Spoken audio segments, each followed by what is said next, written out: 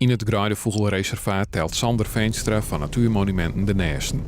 Vlien hier nog wie het hier al je vogels. Om die heen zegt ze skriezenkopjes en de liepkopjes boven het gas steken. Dat ze hier al op een nesten zitten. Machtig weer dat. Maar nou is het gewoon leeg. Nou, het is nou stil.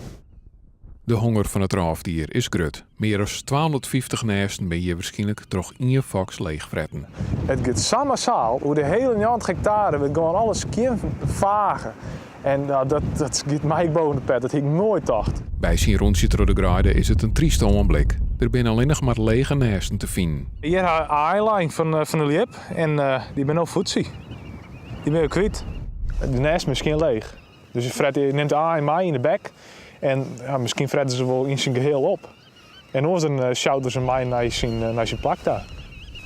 Dit seizoen is in ieder geval verlen. En dat is, als je dan komt, dat is trainen in de eigen. Je werkt een heel jaar werken in de taal om alles perfect te krijgen voor die vogels.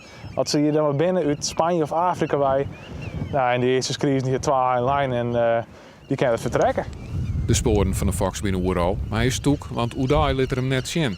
En dat maakt het dreig om hem te shitten of te verjaaien. Naks maar dat net. We zouden graag willen dat bijvoorbeeld de luchtbak weer broeken kennen. Dan kunnen we gewoon hier nachts met de luchtbak de vos pakken. En dan weten we zeker dat het goed komt. Ja. Maar die mogelijkheden hebben we bij de wetgeving hier daar niet meer. Veenstra en zijn collega's hopen dat er in dit geval een uitzondering maken wordt. Want de fox, die mat je waai. We moeten alles zetten om je waai te krijgen. Want als wij dit nou zo gebeuren laten, en dan komen hier niks. Want echt, dit hier is het heel slim in meer van onze gebieden met graaivogels. Als het gebeuren laten, dan kennen we aan de graaivogels wel 40.